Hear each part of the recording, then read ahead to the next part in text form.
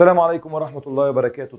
طلاب الصف الأول الإعدادي، أهلا بكم في مراجعة شهر نوفمبر مع مستر محمد علي. طبعا أنت أخذت ما شاء الله دروس ألا وهي أخذت الفعل اللازم والمتعدي، وأخذت حاجة اسمها الفعل المجرد والمزيد، وأنا النهاردة هناخده الفعل الصحيح والمعتل اللي داخل معانا في شهر نوفمبر. طبعا أنا هشرح الجديد ولكن القديم وإحنا بنحل هنراجع عليه، زائد مراجعة النعت والحال والمفعول لأجله والمفعول المطلق اللي هم الأربع دروس اللي كانوا في المرحلة الابتدائية. طيب بسم الله، زي ما تعودنا ناخده درس نفهم الأول إيه الفكرة منه. طبعا هو بيأسسك للمستقبل، يعني التأسيس ده هينفعك جامد جدا جدا جدا. احنا شغالين في تانية ثانوي محتاجين الدرس ده جامد جدا، اولى ثانوي الترم الثاني محتاجين الدرس ده جامد جدا. فانت لما تكون متاسس وتطلع فاكر الفكره وفاهمها كويس جدا تفرق معاك قوي قوي قوي. بص يا حبيب قلبي، اولا زي ما انا عودتك، اول ما تسمع اي سؤال او تسمع اي اسم درس لازم تسال الاول هو الدرس ده في النحو تصنيفه ايه؟ لان انا عندي علم اسمه علم النحو وعلم الصرف، اي علم الاعراب وعلم التوضيح والاستخراج او علم تصنيف الكلمه. درسنا النهارده الفعل الصحيح والمعتل. تصنيف هذا الدرس ده من الدروس عندي هنا، من الدروس المصنفه صرف، يعني الدرس ده استخراج وتوضيح. يعني الدرس ده مش اعراب، لا نرجع تاني نقول تاني كده واحده واحده. الفعل من حيث الاعراب هو فعل ماضي يا فعل مضارع يا إما فعل أمر. ده من حيث إيه؟ ده من حيث الإعراب، من حيث الإعراب، من حيث الإعراب. أما من حيث التصنيف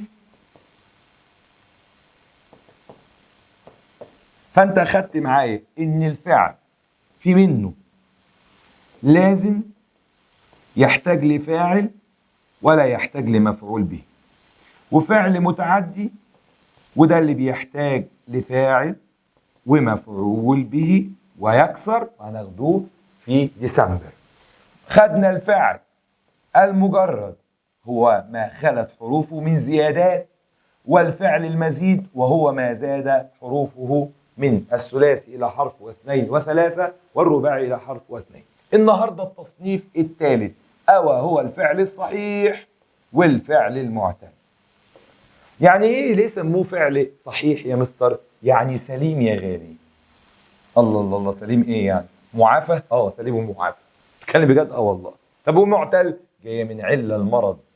ايه يا مستر الكلام انت بتقول؟ والله فعل عيان. انت مستر المعتل ده مش هي حروف العله الواو والالف وليه؟ ايوه يا غالي، الواو والالف وليه حروف العله. طب وده ليه اسمه معتل؟ هقول لك في اخر الحلقه ليه اسمه الفعل المعتل. حاضر عينيا. بسم الله.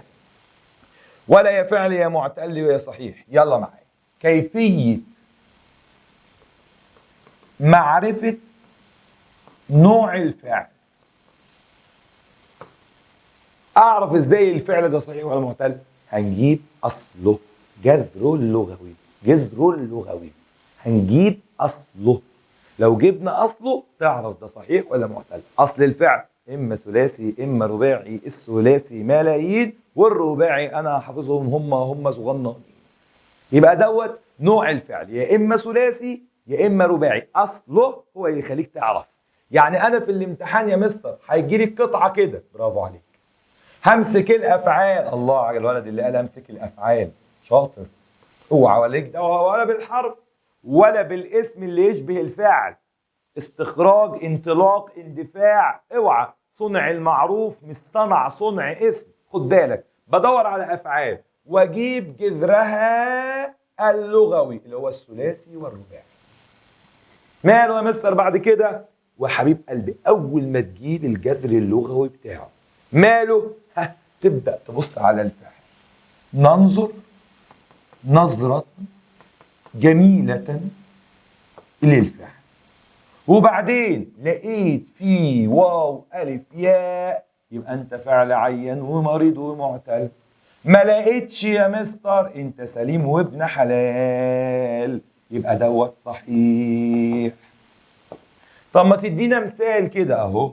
يزرعون. اوعى اوعى تشتغل على الموجود، بشتغل على الجذر اللغوي، يعني الماضي في الأصل أصلها زرعة. فيك علة؟ لا، يبقى ده فعل صحيح. ها يلا يا مستر. يصل يصل أصلها إيه؟ وصل وصل. في إيه؟ حرف علة الواو، يبقى أنت فعل معتل. غيره يا مستر. يشربون، ده معتل يا مستر، غلبان ومسكين. ليه؟ لأنك أنت بتحسب إن دي حروف علة وأنا بشتغلش على الفعل كده. امال ايه يا مستر؟ هات اصله اصله اصله. شرب. شين وراه باء. ده صحيح صحيح صحيح. اللي بعده قل. قل الحق. ده صحيح يا مستر، غلبان ومسكين. ليه يا مستر؟ ما بشتغلش على الامر ولا المضارع، بجيب الماضي. قال. قال في حرف علة عيان، يبقى ده معتل. الله. فكرة. اجيب الاصل الجذر اللغوي. يلا بينا اللي بعده.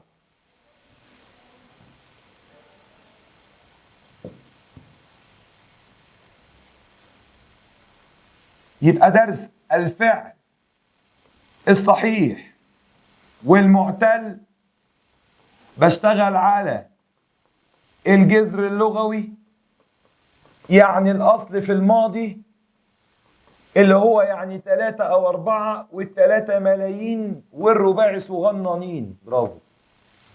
طيب في شوية أفعال لازم تاخد بالك منها، ألا وهي الفعل يثق، والفعل يصف، والفعل يسم، والفعل يجد ويجب ويعد، وقلنا يصل. مالهم يا مستر؟ خد بالك ماضيهم تحفظهم. مالهم؟ يثق من وثقه، يصف من وصفه، يسم من وسمه. ليه مش سموه؟ صبرك بالله. يجد من وجد. ليه مش جد؟ اصبر يا غالي. يجب من وجبه. يعد من وعده. ليه مش عدى؟ حاضر. يصل من وصل. مالهم دول يا مستر؟ ركز معايا تحفظهم، عشان انت ساعات ما بتاخدش بالك ان ده اصلهم. حلو.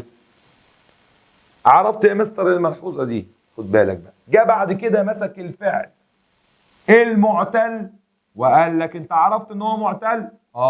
اللي فيه واو والف وياء. ماله؟ خد بالك الاول في ملحوظه، دي اسمها همزه مش حرف عله. دي اسمها همزه مش حرف عله. دي اسمها همزه مش حرف عله. طيب الفعل المعتل قال لك نصنفه كمان تصنيف بعد ما انت عرفت ان هو معتل.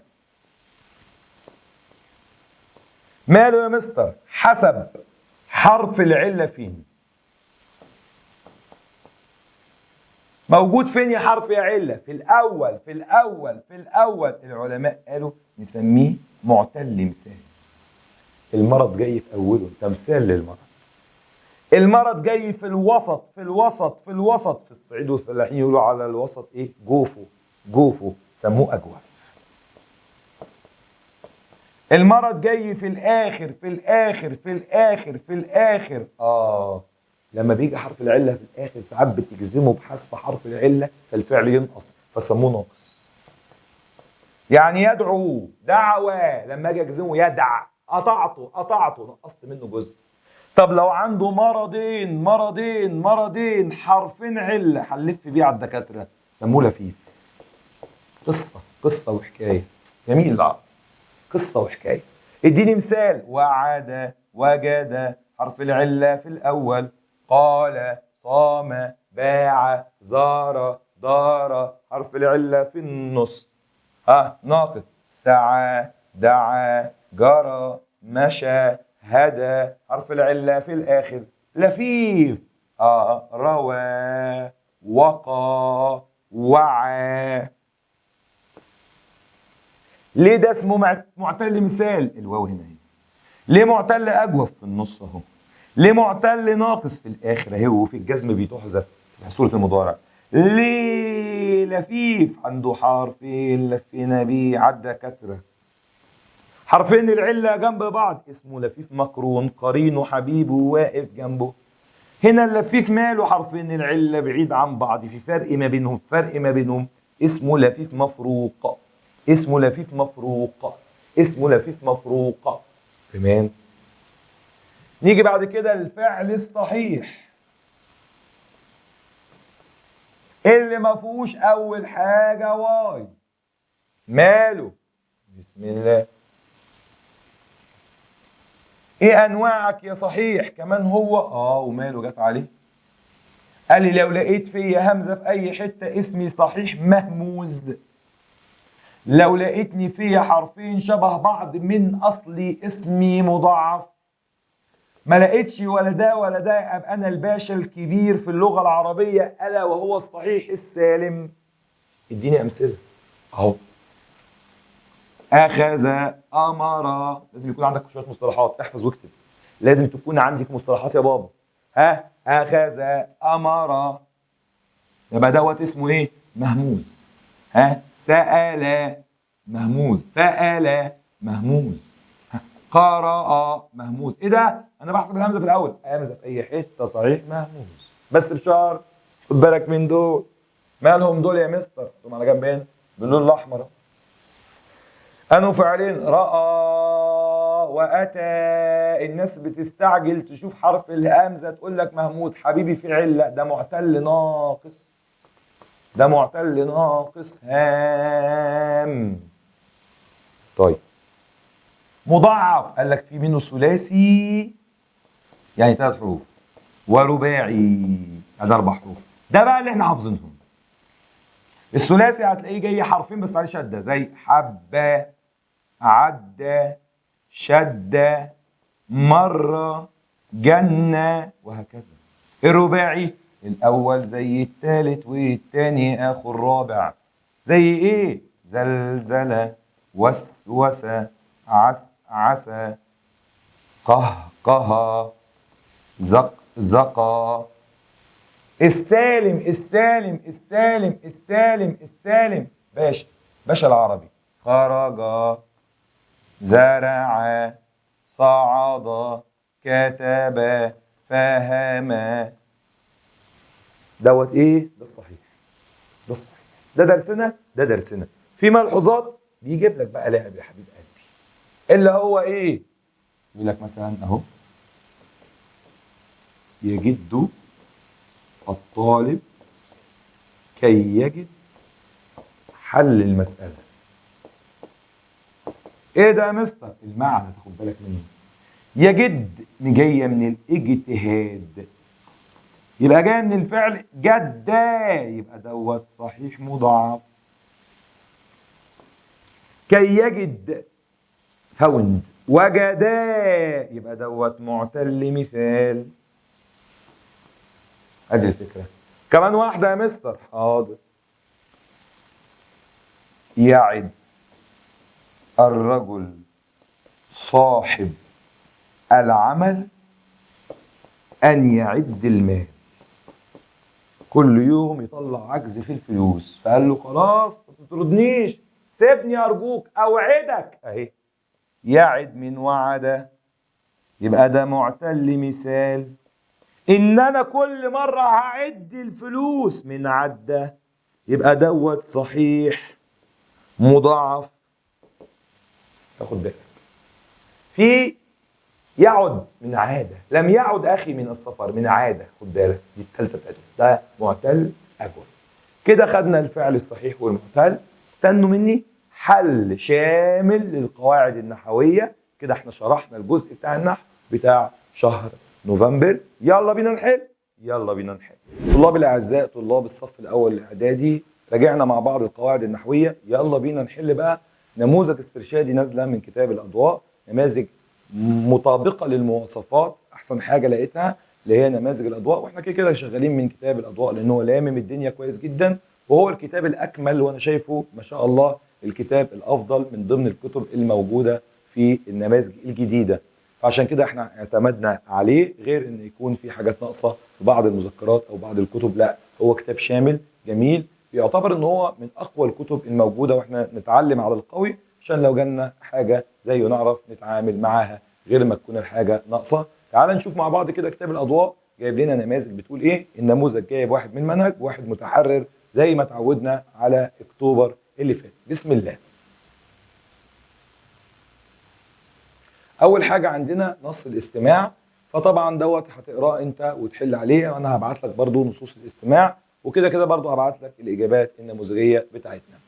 عندنا اكتب عنوانا مقترحا لسيره غيريه تتحدث فيها. زي ما انا قلت لك هو هيبدا يتكلم معاك عن انت تتكلم عن اديب مصري، سابها لك مفتوحه اهو، فعشان كده قلت لك تكون انت محضر عن نجيب محفوظ، عن طه حسين، عن اي اديب من الادباء المصريين. من كل حاجه تقرا حاجه. عالم واحد يكون لاعب مثلا كره، او رياضي واحد مثلا رجل حرب واحد، يكون معاك من كل حاجه حاجه واحده بس تكون قاري عليها كويس جدا. وطبعا بتمشي على العناصر بتاعتنا ان انت بتحط عنوان يكون جذاب، وعنوان يكون صاحب نوبل، فخر العرب، عالم الذره، مثلا فاتح بلاد العرب، وهكذا. بتحط عنوان وبعد كده بتتكلم عن الحياه بتاعته في الاول، وبعد كده بتتكلم على المراحل التعليميه اللي هو اشتغل عليها، من مراحله الابتدائيه للاعداديه للثانويه لغايه ما وصل فين. بتتكلم على الصعوبات اللي قابلته او قابلتها. بتتكلم على الانجازات اللي هو حققها، وبتتكلم على الحاجات كلها اللي هو وصل اليها. وفي الاخر خالص بتتكلم على ان هو بيبقى قدوه لينا كشباب. وفي الخاتمه بتلم الموضوع كله. طبعا وهنا برضو في المقدمه بتبدا تحط بعد العنوان هنا المقدمه بتاعتك، وتكون مقدمه انت حافظها كويس جدا، تنفع مع كل السيرات الغيريه. سنتكلم اليوم عن بطل، عن لاعب، عن رياضي كتب عنه قبل الجمل اللي احنا حافظينها الادباء والمفكرون، وقد حان الدور اللي جاي اكتب عنه بطريقه تليق به من حد معلوماتي ومن كم المعلومات التي عرفتها عنه. فاود ان ابدا واعبر عن رايي في هذه الشخصيه، وتبدا تتكلم. وقلت لك واستشهاداتك والحاجات الجميله اللي انت متعود عليها. واهم حاجه نمشي على العناصر، خط يكون كويس، تراعي الاملاء كويس جدا، وتراعي الهمزات. عندنا درس المنهج اهو، درس من المنهج ودرس مش من المنهج. عندنا السؤال الاول من درس اشياء صنعت مني كاتبا. احنا اتعودنا ان احنا نقرا الاول الاسئله. عايز المراد بوجهته ومفرد الظروف. عايز كلمات التشجيع التي يتلقاها الناشئ في بدايه حياته ووصوله الى النجاح. عايز العوامل المؤثره في تحقيق النجاح. يبقى كده احنا قرينا. نقرا مع بعض، وزي ما احنا اتعودنا برضه هنشتغل بالايه؟ هنشتغل بالاعراب زي ما احنا متعودين. من درس اشياء صنعت مني كاتبا. صنعت هي مني كاتبا، يبقى كاتبا هنا مفعول به، وصنعت دي فعل، يبقى ده فعل متعدي وليس لازم. لان ماذا صنعت هي مني كاتبا، ومني ده جر ومجرور، وطبعا ده اسمه اسلوب توكيد بالتقديم والتاخير. اقرا الفقره ثم اجب. انني اؤمن بكلمات التشجيع التي يتلقاها الناشئ. الناشئ فاعل، مين اللي بيتلقاها؟ الناشئ. في مطلع حياته ممن يثق اصلها وثقه، يبقى ده معتل مثال. بهم ويعتز، اعتز، يبقى ده مزيد بالالف والتضعيف، اعتز. وهي اصلها طبعا مزيد بالالف والت، وهي اصلها عزه، يبقى دوت صحيح مضاعف.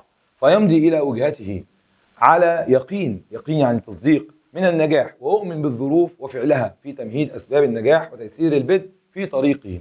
ثم المثابره يعني المواظبه، وعكسها الانقطاع عليهم الى غاياته القريبه والبعيده. واؤمن بالرغبه في الوجهه التي يتجه اليها الناشئ، والعمل الذي يختاره، ويحس من نفسه القدره على والاستعداد له، مع اهو هنا بقى كده بدا يقول اهو مع الاجتهاد والتسلح بالوسيله الفعاله.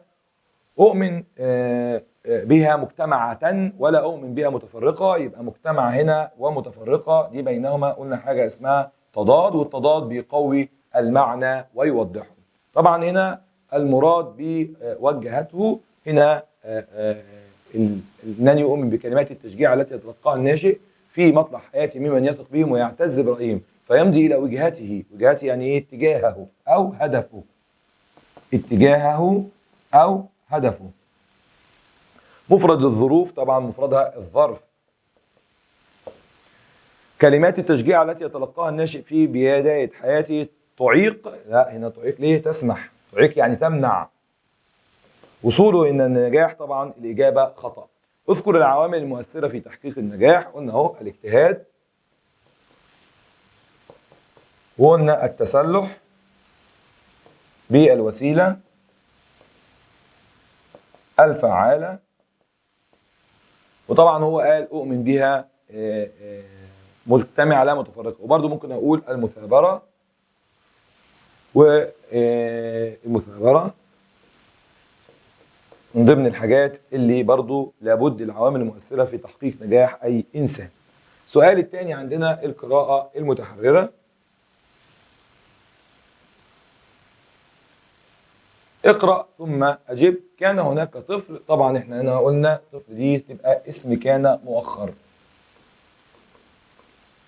لأن أصل الجملة بابا هنا كان طفل هناك. هناك ده الظرف، وإذا قدمت الجملة بجار ومجرور أو ظرف فده اسمه التقديم والتأخير في اللغة العربية. طبعا هو أنا قبل نقرأ عايز معنى تشجيع، وعايز مضاد يأس، وعايز هات مما يأتي. ماشي، واختر الإجابة الصحيحة. الذي حدث لإديسون في نهاية الأمر هو أنه جاب اختيارات. ما هي نقطة التحول؟ يبقى أنا بقرأ بقى أشوف إيه اللي حوله في حياة إديسون. كان هناك طفل يدعى توماس إديسون، طرد من المدرسة في طفولته. يبقى دي ممكن تكون سبب من الأسباب اللي حولته. بعد أن وصفه المعلم فاعل، بعد الكاف والهاء والياء غالبا بيجي فاعل، بأنه بطيء جدا ولا يستطيع التعلم. يستطيع ماضي استطاع، وهي أصلها طاعة، يبقى ده الثلاثي مزيد بثلاث حروف الألف والسين والت. رفضت والدته إخباره بما قاله المعلم، دور الأم في تشجيع الأولاد عنه، وقالت له أنه ذكي جدا ما شاء الله. هذا التحدي تحول إلى نقطة. يبقى هو هنا برضو من ضمن الحاجات اللي ممكن تكون غيرته هي نقطة تحول في حياته أمه اللي غيرت الكلام، كلام تشجيعي وليس كلام تحبيطي ويأس. هذا التحدي تحول إلى نقطة قوية بفضل تشجيع والدته التي آمنت بعبقرية، آمنت صدقت، وعبقرية ذكاء عكسها تأخر.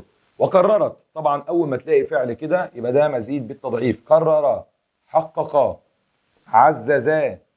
أول ما تلاقي فعل فيه حرفين شبه بعض يبقى ده مزيد بتضعيف. وقررت هي تعليمه، مفعول به. اوعى تطلع الكلمة دي، بعض الطلبة بيطلعوا دي أفعال، ده اسم بابا. أي حاجة على وزن تفعيل اسم حبيب قلبي. في المنزل، وعلى الرغم من فشله آلاف المرات. دي جملة تعبر على التحدي. لو قال لك عايز جملة تعبر عن التحدي. في اختراع المصباح الكهربائي، إلا أنه لم ييأس، لم يفشل، بل اعتبر، من أصلها عبر مزيد بالألف والت. طلبة شاطرة خلاص عرفت، ممكن تكون مش عارفة أصل الكلمة بس عارفة الزيادات. برافو عليك، ممتاز. كل محاولة فاشلة خطوة تقوده نحو النجاح. فحققت مثابرته حلم الإنارة للعالم، وتحول إلى واحد من أعظم المخترعين، مخترعي العصر، اختراعه للمصباح الكهربائي الذي أضاء لنا العالم. طبعا أنت خدت كلمة تشجيع معنى كبير أوي اللي هو تحفيز. برافو عليك، يبقى تشجيع هنا يعني تحفيز. ومضاد اليأس طبعا خدناها كتير، الأمل، يبقى ييأس يأمل. يقول لك هنا الذي حدث لأديسون في نهاية الأمر هو أنه ظل يعمل في وظيفة العادية. لا طبعا. تحول إلى أعظم المخترعين، ممكن. فشل في اختراع النهائي، لم ينل اعترافا. لا طبعا، هو تحول إلى أعظم المخترعين في عصره. نقطة التحول اللي احنا اتكلمنا عليها قلنا فيها حاجتين. نقطة التحول اللي هو لما طرد من المدرسة، يبقى أول حاجة طرد من المدرسة، والتانية دور الأم في تحويل الكلام السلبي إلى إيجابي. دور الأم في تحويل الكلام السلبي إلى إيجابي. بسم الله. نخش في النص، من نص شباب اليوم. اقرأ البيتين ثم أجب. سلاما شباب النيل في كل موقف على الظهر يجني المجد أو يجلب الفخر. طبعا يجني ويجلب بينهما هنا ترادف، والترادف بيعمل إيه؟ يقوي المعنى ويوضحه.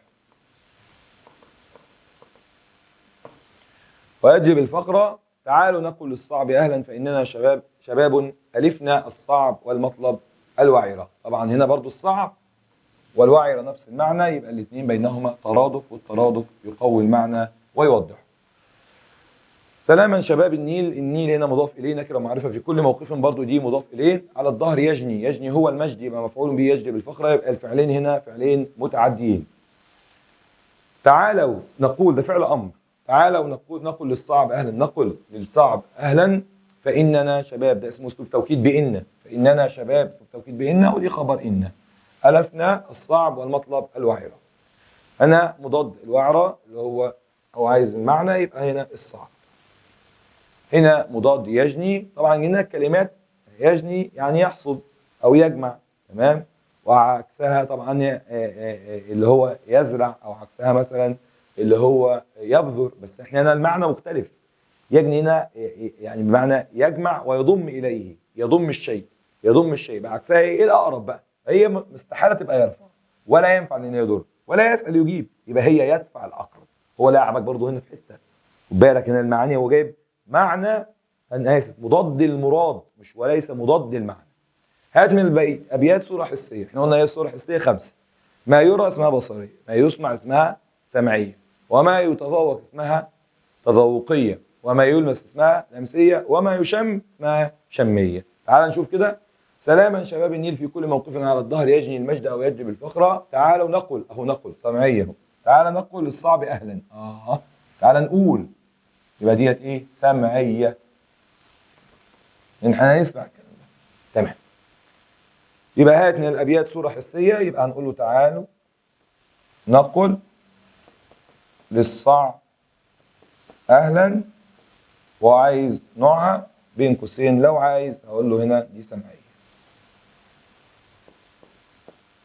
إلى ما يدعو الشاعر البيتين، يدعو الشباب لتحقيق المجد والفخر لمصر، وأننا نعتاد على الصعاب لتحقيق الآمال. كده خلصنا النص الأولاني اللي من منهج. نبص على النص اللي بعديه. النص الشعري متحرر المحتوى. وقفتن في وجه الخميس مدججا، وكنتن بالإيمان معتصمات، وما هلكن الرمح والسيف مصلة. يبقى هو هنا كان بيكلم ايه؟ نساء، فنون النسوة. ولا المدفع الرشاش في الطرقات. تعلم منكن الرجال فأصبحوا على غمرات الموت أهل ثبات. ما شاء الله، هنا بيتكلم على دور النساء، تمام، في إن هم وقفوا في الحروب قدام كثير من الرشاشات والمدرعات. وعندنا خير نساء المصرية في حرب أو في حروبات كثيرة، ومنها في المظاهرات زي مظاهرات سعد زغلول ثورة 1919. وكان عرضنا نفسنا في القاهرة للرصاص، كانوا ينظمنا المسيرات، وكانوا في البدايات. طبعا هنا معتصمات، هنا معتصم بالحاجة أي متمسكات. أنا معتصم بالشيء أي متمسك به. وعايز مفرد غمرات، يبقى مفردها غمرة. طبعا بعيدة هنا، غمير وغمر وغمار، بعيدة، أنت عارف غمرات. وكنتن بالإيمان معتصمات، أتمسك بالإيمان، يبقى دوت حقيقة؟ لا طبعا، ده مجاز، يبقى ده تعبير مجازي يدل على قوة النساء، وغرضه تعظيمهن. إنه بدأ يجيب الدلالة وبدأ يجيب الغرض. بما وصف الشاعر النساء في الأبيات، أخذها واحدة واحدة. 1.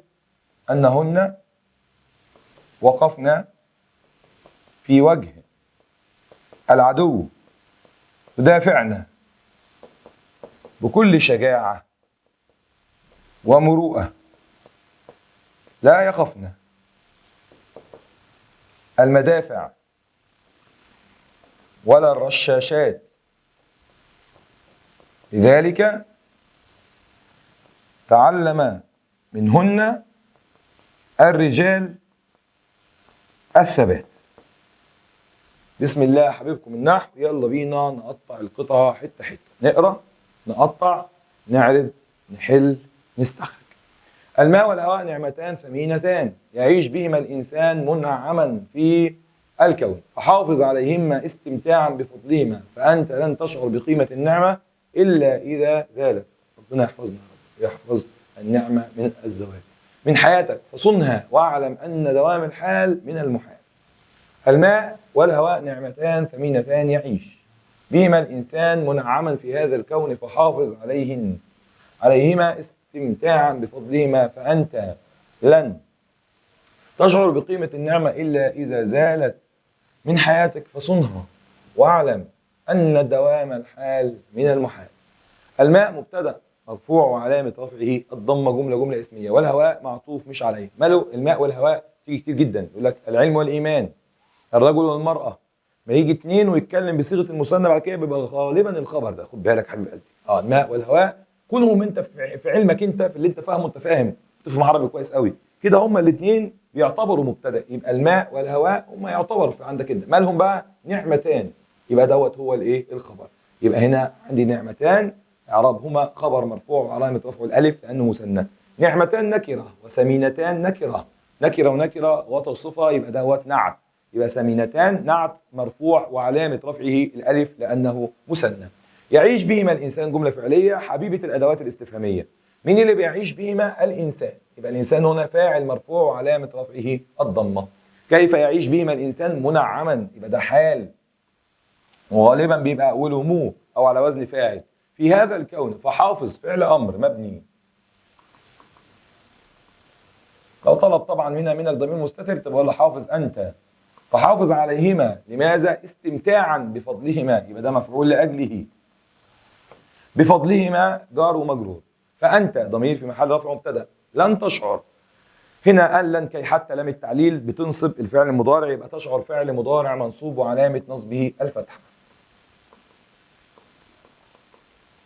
لن تشعر أنت بقيمة النعمة، الباء حرف جر وقيمة اسم مجرور، قيمة اسم نكرة والنعمة اسم معرفة مضاف إليه. إلا إذا زالت، زالت فعل ماضي، من اللي زالت؟ هي. من حياتك فصنها فعل أمر، واعلم فعل أمر مبني، أن دوام الحال من المحال، يبقى هنا من حرف جر والمحال اسم مجرور. بسم الله. في الحتة بتاعت النسخ دي تعالى نمسك حاجة. تعالى كلمة يعيش هقسمها 2، يبقى عاش وهنا عاش. يبقى دلوقتي أنا عندي في المجرد والمزيد يعيش كده يبقى ثلاثي، وطبعا دوت مجرد. طبعا هنا يعيش بما الإنسان، طبعا كده يعيش، ممكن أقول يعيش الإنسان الحياة، يبقى يعيش هنا ده فعل متعدي حتى لو هو ملوش مفعول به في القطعة. طبعا يعيش اصلها عاشه، يبقى هشتغل عليه اللي بعد كده هقول عليه دوت معتل عشان في حرف عله، حرف العله في النص يبقى معتل اجوف، يبقى انا اشتغلت عليه كل حاجه. اللي بعده يعيش الانسان حافظ، ده فعل امر الماضي بتاعها حافظه وهي اصلها حفظه، يبقى ده ثلاثي مزيد بالالف، ثلاثي مزيد بالالف. طب حفظه دوت فعل صحيح ما فيهوش ولا تضعيف ولا همزه، يبقى ده صحيح سالم. فحافظ عليها، حافظ عليهما استمتاعا بفضلهما. حافظ فأنت لن تشعر، أمسك بعد كده تشعر، يبقى هنا الماضي بتاعها شعرة وأصلها شعرة طبعا، والته مفتوحة. أنا فهمنا لما الفعل يكون رباعي تيه مفتوحة بيبقى إيه؟ ماضيه وإيه؟ أصله. يبقى ده ثلاثي قد بعض يبقى مجرد. طبعا تشعر ما فيش حاجة اسمها تشعرها، تمام؟ تشعر مثلا بالبيئة، يبقى ده فعل ايه؟ لازم بيجي معاه جار ومجرور. حافظ عليها استمتاعا بفضلها فأنت لن تشعر بقيمة إلا إذا زالت. آخد زالت، أقسم الورقة 2، هنا زالة ما بحسبش تاء التأنيث وهنا زالة، يبقى دوت ثلاثي مجرد. من حياتك طبعا زالة، أقول زالها أي زال الرجل الأوساخ مثلا، أو زال القمامة أو زال كذا، يبقى دوت متعدي.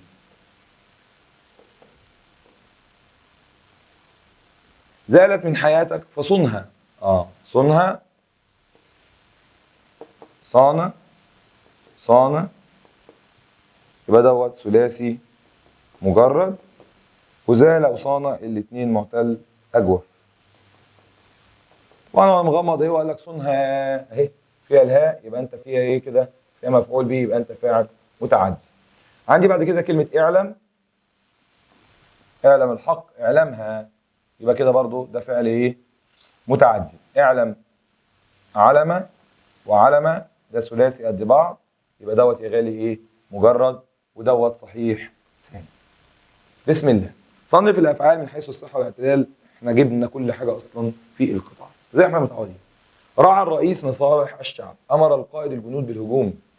يقول لك صنف الافعال من حيث الصحه والاعتدال. راعى يبقى هنا عندي ده معتل، حرف العله في الاخر، يبقى هنا ده معتل ناقص.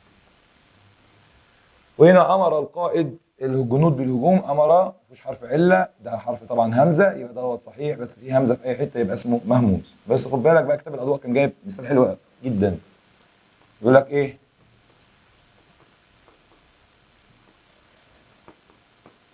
طبعا المستعجل هيقرا دي ايه؟ هيقراها امر القائد، لا دي اصلا امر القائد من هنا. بص السؤال، امر يعني دي الف استفهام بمعنى هل، يبقى دي تحذف، يبقى اصلها مره، يبقى ده صحيح مضاعف وده صحيح مهموز. جميل قوي. هنا هات الجذر اللغوي لكلمه استقدم، الجذر اللغوي ليها قدم، وده طبعا هيبقى نوعه صحيح سالم. هقول لك على بعض الحاجات برضو حبيبي القلب لو انت عايز في خط الرقعه والنسخ. خد بالك خط النسخ السين بتبقى غالبا ما فيهاش اللي هو الايه الاسنان اللي فيها دي، تمام. وعندي الميم والواو والف والقاف بتطمس، بتظلل من الداخل. وعندي كمان لو انا عندي الحاء والخاء والجيم قبليهم الف ولام بينزلوا تحتيها في خط الرقعه عشان يبقى اتغير، احنا مش عايزين بالظبط، تمام. وعندنا النون والقاف والشين، يمكن دي انا عملتها برضو، ما كانش فيه المفروض الحته الصغننه دي بتتعمل من الاخر كده، ودي بقت النقط. عندنا الثلاث نقط الشين بتبقى 8، وكمان عندنا النقطتين بيبقوا شرطه. ليه بقى تفرق معاك في المدرس؟ وهو ان انت عندك بعض القواعد، فاهم بعض القواعد، تمام. فهنا مثلا لو جينا نعملها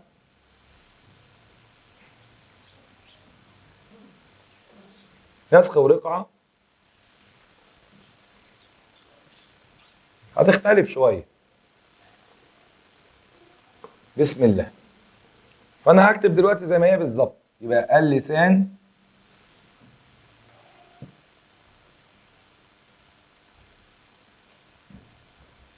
الصادق أثمن من الذهب. طب تعالى نشوف نغير كده، اللسان الصادق أثمن من الذهب. بص حاجات بسيطة بس الاتنين اختلفوا. أنا هديك درجة في قواعد أنت مشيت عليها يبقى فرقت شوية. ناخدوا النموذج التاني، يلا بينا ناخد النموذج التاني. بسم الله الرحمن الرحيم حبايبي، يلا بينا على النموذج التاني، يلا بينا. أول حاجة بيقول لك نص الاستماع، أنا قلت لك إن شاء الله هنبعت على الواتس نموذج الاستماع عشان ماما تحله معاك ان شاء الله. بعد كده بيقول لك التعبير الكتابي، عايز مقدمه لسيره غيريه، يبقى عايز المقدمه بس رغم ان هي عن مجدي يعقوب، ولكن هو هنا عايزها المقدمه. وطبعا احنا خدنا مقدمه حافظينها نشتغل بيها ان هذا الراي او هذا التفكير او ان الموضوع دوت اتكلم فيه قبل مفكرون واتكلم فيه قبل ادباء، وكان حان الدور ان انا اكتب فيه، وان دي من الموضوعات المهمه اللي كان نفسي فيها، وكانت من السير الغيريه اللي ممكن نفسي اكتب فيها هي دكتور مجدي يعقوب. تعالى بقى نشوف، احنا قلنا الامتحان بيجي عباره عن النموذج بيكون فيه قراءه متحرره، قراءه من المنهج، نصوص متحرره ونصوص من المنهج، وهنشتغل نحو زي ما متعودين. من درس بطولات مصرية اقرأ الفقرة ثم أجب. ومن هذه النماذج محمد صلاح الذي نشأ دوت فعل كده دوت صحيح مهموز عشان فيه ايه؟ عشان فيه همزة. نشأ هو طبعا لو قال لك عايز ضمير مستتر في قرية نجريج بمحافظة الغربية، وواجه أصلها وجه يبقى دوت معتل مثال، معتل الأول معتل مثال. وواجه مين اللي واجه؟ هو ماذا واجه؟ صعوبات، دي بتبقى مفعول به منصوب جمع مؤنث سالم يا غالي بالكسرة بتاعة الناس الشاطرة. كثيرة نكرة ونكرة بيديني نعت في بداية طريقه لكنه لم يستسلم. لم دي أداة من أدوات الجزم، يبقى يستسلم فعل مضارع مجزوم وعلامة جزمه السكون. طبعا لو عايز اشتغل عليه يستسلم هقول ماضيها استسلم واصلها سلم، يبقى دوت ثلاثي بس مزيد بالالف والسين والتاء، ولكن من حيث الصحيح والاعتلال هو صحيح سالم. بتفيدك طبعا، شفت درس ان انت تجيب اصل الفعل وماضي الفعل، فادني في كذا حاجه. لحظه واحده لم يستسلم هو، لحظه واحده فقد امن. خد بالك من امن واخر، كلمه امن اصلها امنا وهي امنه كده، يبقى ده ثلاثي مزيد بالالف. أن الموهبة وحدها لا تكفي وأنه لابد من العمل الشاق. العمل الشاق نعت والمثابرة. كان يسافر، لما الاقي فعل بعد كان أخرتها بيبقى دوت الخبر وبيبقى نوع جملة فعلية. كان يسافر يوميا ساعات طويلة ليصل، اسمها لام التعليل، اسمها لام التعليل علشان يصل إلى التدريب. وظل متمسكا، ظل هو متمسكا أي نكرة منصوبة بعد كان وأخواتها بتعتبر خبرها، يبقى ده خبر ظل مفرد متمسكا بحلمه. بدأ في نادي المقاولون العرب ثم احترف في أوروبا. احترف أصلها حرفة، يبقى ده ثلاثي مزيد بالألف والتاء. وتنقل بين أندية كبيرة، أندية كبيرة نكرة ونكرة يديني نعت، حتى أصبح نجما، أصبح هو نجما، نكرة منصوبة بعد كان أخواتها يبقى خبرها في أحد الأندية الأوروبية. طبعا من القطعة عايز معنى المتعب، طبعا احنا عندنا كلمة الشاق لسه قاريينها، العمل الشاق، يبقى هنا الشاق. اكتب معايا وذاكر كده حبيب قلبي. مضاد يقاوم، واحد بيقاوم عكسها واحد بيستسلم، انت حافظ المعاني، يبقى هنا مضادها يستسلم.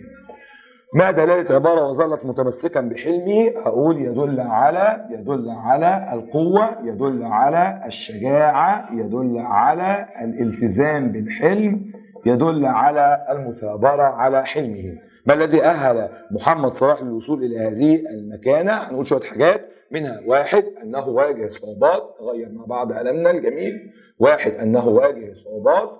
رقم 2، أنه لم يستسلم ولو لحظة. رقم 3، عرف أن الموهبة لوحدها ما تكفيش فلا بد من العمل الشاق. ورقم 4، ظل متمسكا بحلمه. يبقى هنقول 4 حاجات هم اللي أهلوا محمد صلاح للوصول إلى هذه المكانة. قراءة متحررة حبيب قلبي. حلم العالم أحمد زويل وهو طفل في دسوق. هو طفل ده مبتدأ وخبر، ده الضمير المنفصل مبتدأ واللي بعديه خبر مفرد. أن يصبح عالما للمرة الثالثة حبيب قلبي، أي نكرة منصوبة أو أي فعل بعد كان الخطأ بتبقى الخبر، يبقى يصبح هو عالما، يبقى ده خبر أصبح ودوت منصوب. وكان والده، على فكره انا ممكن اشتغل على كان كل حاجه، هقول هنا كان وحول هنا كان، يبقى دوت ثلاثي وكده هيبقى مجرد. وممكن اشتغل عليه ان هو معتل اجوف يا غالي.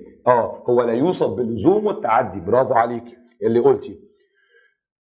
كان والده يشجعه ببناء معمل صغير، نحط عليها خط ممكن نحتاجها، في المنزل كأكبر تحدي واجهه. هنشوف أكبر تحدي كان السفر إلى الخارج لإكمال دراسته العليا. في زمن كان الابتعاث فيه صعبا، لكن مثابرتي مواظبتي وعكسها الانقطاع في البحث العلمي وإصراره على الإضافة العلمية الحقيقية قاده. يبقى دي نتيجة. لو قال لي ما علاقة دي بما قبلها أقول له نتيجة لما قبلها. الفيمتو ثانية وحده قياس زمن التفاعلات الكيميائية، فكانت النتيجة فوزه بجائزة نوبل. دي نتيجة برضو عندي لما قبلها. يلا، معنى المثابرة قلنا الاستمرار أو المواظبة، وعكسها طبعا الانقطاع. مضاد واحد مصر، عكسها واحد متردد أو متراجع. اللي بعده حلم أحمد زويل أن يصبح عالما. بين نوع الأسلوب. أنا عندي الأسلوب يا حبيب قلبي إما خبري يا إما إنشائي. أحفظ الإنشائي ويبقى عكسه ده الأسلوب الخبري. إيه الأسلوب الإنشائي؟ أمر ونهي، نداء وتمني واستفهام. أمر ونهي، نداء وتمني، نداء وتعجب واستفهام. تمام، يبقى دوت الإنشائي. عكس كده الخبري. إيه الخبري؟ الاسمية والفعلية والمنفية. حلم ده جملة فعلية، يبقى دي أسلوب خبري. لو قال لي غرضه إيه هقول له غرض التقرير والوصف. غرضه إيه؟ غرض التقرير والوصف. ما نتيجة صبر ومثابرة العالم أحمد زويل في حياته؟ كانت النتيجة هقول فوزه بجائزة نوبل. أن فاز بجائزة نوبل. بسم الله. من نصر شباب اليوم، إذا من منهج شباب إذا نامت عيون نامت عيون ديت، العيون مش هي اللي بتنام، ده الشخص اللي بينام، يبقى ده تعبير مجازي. فإننا بكرنا، إننا ده اسمه أسلوب توكيد بإن، اسمه أسلوب توكيد بإن. شباب إذا نامت عيون فإننا بكرنا، نامت وبكرنا بينهما تضاد، قيمته إيه؟ يقوي المعنى ويوضحه، سر جماله يقوي المعنى ويوضحه. بكرنا طيور، بكور الطير نستقبل الفجر، نستقبل نحن طبعا الفجر. شباب نزلنا حومة، يعني ساحة، احنا قلناها حاجة المجد، العظمة والعلو والارتفاع، عكسها الحقارة. كلنا ومن يغتدي للنصر ينتزع النصر. يغتدي يعني يذهب مبكرا، يذهب صباحا، يذهب مبكرا. ينتزع هنا يعني يأخذ قوة، ولكن المراد غير ايه يا حبيب قلبي؟ غير المعنى. معنى هو قايل هنا انا عايز المراد، لو كان قايل عايز المعنى يبقى اسمها الأخذ بقوة حبيب قلبي، لكن هو عايز المراد. انتزعت الجائزة مش معناها خدتها من الراجل غصب عنه، أي حققتها. نفس القصة هنا يبقى معناها يحقق. جمع كلمة حومة يبقى حومات اللي احنا حافظينها اللي هي ساحات. استخرج كلمتين لهم نفس القافية من الآخر خالص، القافية هنا اهو، يبقى الفجر النصر، الفجر النصر. بيعملوا ايه؟ يعطي نغمة موسيقية تطرب لها الأذن، يعطي نغمة موسيقية تطرب لها الأذن. اذكر بعض الصفات الإيجابية، السؤال ده بيقول لك خد بيها درجة في عندنا اهو. يبقى أقول له واحد أنه يستيقظ مبكرا، يستيقظ مبكرا. هقول له اتنين أنه يريد يحقق الأمل له وللوطن ويحقق النصر. عايز يحقق الأمل والنصر ليه والوطن. اللي بعده تطاول عهدهم عزا وفخرا فلما آل للتاريخ زخرا نشأنا نشأة في المجد أخرى جعلنا الحق مظهرها العليا جعلنا مصر ملة ذي الجلال وألفنا الصليب على الهلال وأقبلنا كصف من عوال يشد السمهري السمهرية. طبعا بعض المصطلحات أنا مش فاهمها برضه مش عليا، خلاص يبقى أنا هركز إن الأسئلة غالبا بتيجي من اللي أنا عارفه. مش مشكلة لو في بيت وقف معايا وما فهمتش معناه، مش مشكلة.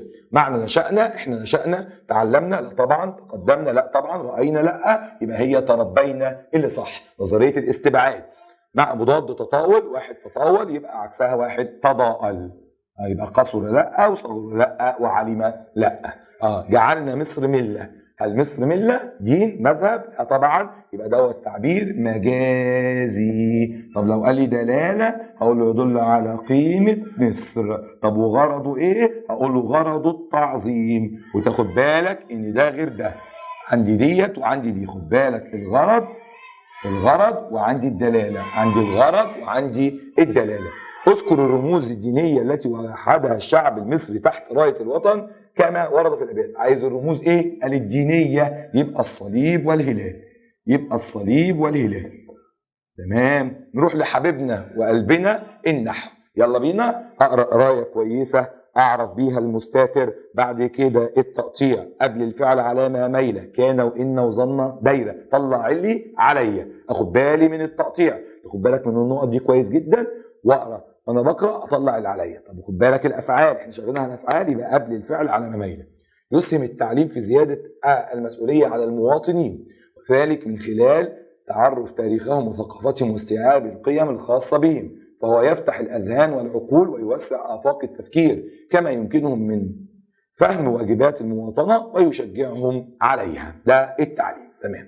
يسهم التعليم في زيادة المسؤولية على المواطنين، وذلك من خلال تعرف تاريخهم وثقافتهم واستيعاب القيم الخاصة بهم، فهو يفتح الأذهان والعقول ويوسع الآفاق كما يمكنهم من فهم واجبات المواطنة ويشجعهم. أعرف يسهم فعل مضارع مرفوع علامة رفع الضمة لأنه لم يسبقه ناصب ولا جازم. التعليم يبقى ده هو الفاعل، فاعل مرفوع وعلامة رفعه الضمة، مش آخرها ألف لينة ولا ياء ملكية، يبقى الظاهرة على آخره. في حرف جر، زيادة اسم مجرور، مسؤولية مضاف إليه على المواطنين، سهلة وجميلة، اسم مجرور وعلامة جره الياء، ودي علامة فرعية، مواطنين مواطنون. خد بالك من ميادين مساكين فساتين بساتين، خد بالك دول جمع تكسير، خد بالك غلمان صبيان وديدان ديت كلها جمع، احنا قلنا عليها جمع ايه؟ جمع تكسير. خد بالك حنان وشريان وعمران وباكستان دي مفرد. في اهم حاجه افكر في الكلمه. من خلال تعرف تاريخهم وثقافتهم واستيعاب القيم الخاصه بهم. هو مبتدا يفتح خبر ولا فعل؟ هي الاثنين، خبر وفعل. الاذهان والعقول ويوسع. من اللي بيوسع؟ هو. ماذا يوسع؟ الافاق، يبقى ده مفعول به. التفكير مضاف اليه. كما يمكنهم. اطلعه وانا مغمض، ده ايه؟ شطره. سمعك متعدي يا مستر. اي فعل فيه الكاف والهاء والياء بمعنى انا يبقى الفعل متعدي. في فهم واجبات المواطنه. ويشجعهم برضو يا مستر، ده فعل متعدي. برافو عليك، ده فعل ايه؟ متعدي. طيب تعالى بقى نشتغل. عايز فعل صحيح وعايز خبر جمله فعليه. لا، ناخد الفعل فعل بقى، نغير لون قلمنا. يلا بينا. عندي كلمه يسهم، اقول اصلها سهما.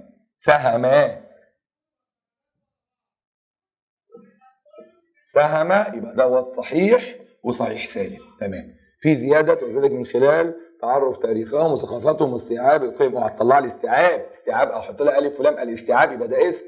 فهو يفتح، اصلها ايه؟ يفتح. خد على جنب كده، ادي فتح فيهاش حرف عله، يبقى ده صحيح سالم. ويوسع، اصلها ايه؟ وسعا. لا، يبقى دوت معتل وجاي في الاول، يبقى مثال. يمكنهم مكنا، يبقى ده صحيح سالم. يشجعهم شجعا، يبقى ده صحيح سالم. يبقى طلع له اكتر من فعل، خليك شاطر. فعل صحيح يسهم، وكلمه يمكنهم، وكلمه يشجعهم. خبر جمله فعليه، فهو يفتح. ادي فايده ان انت بتعرب القطعه كلها. حدد نوع الفعلين التاليين من حيث التجرد والزياده. عينيا. اقسم الورقه لاثنين. ايدي اليمين فيها الماضي، ايدي الشمال فيها الاصل. تحت الاصل هحط الرقم، اكبر مني يبقى مزيد. مع عينيا اشوف الفرق. الف وسين وايه وت. تذكرت موعد الامتحان. نفس القصه. يبقى هنا تذكر واصلها ذكر. ده ثلاثي. الته اللي باينه مفيش ته لوحدها، يبقى الته مع التضعيف. اكتب بخط النسخ والرقعه. خد بالك من خط الرقعه ان انت تظلل الحاجات زي الميم وتخليها كده. من يزرع، بعض المصطلحات تبقى عارفها. الرضا في حديقه قلبه، اقفل القاف. يحصد ثمار، تعمل 8. السكينه، اشد السنون بتاعتها عشان تبقى صح. بعض المصطلحات هيخلي، اما الناس اكتبه زي ما هو بالظبط. يملك الباحثون رؤيه. دي رؤيه، رؤيه ساكن وما قبلها مضموم. مين يكسب؟ يلا مصارعه مع بعض. انا اللي اكسب، انا الضمه، يبقى الهمزه على واو. التشاؤم، انا عندي هنا التشاؤم هي مضمومه وقبلها ايه؟ مد. مين يكسب؟ يلا مشارع على جنب بلا. يؤيد، يلا معايا. يؤيد ادي ضمه وفتحه. مين يكسب؟ امشي لها فتحه. لا، انا مفيش اقوى مني غير الكسره. التهيؤ يبقى ديت الاجابات بتاعتي الصح. النماذج اللي جايه بقى احنا هنحلها مع بعض ان شاء الله في السنتر في موعدنا ان شاء الله. النماذج الثلاثه ان شاء الله. شكرا لكم طلاب اولى اعدادي. اتمنى لكم التوفيق باذن الله مع معلمكم مستر محمد علي. اشوفكم على خير.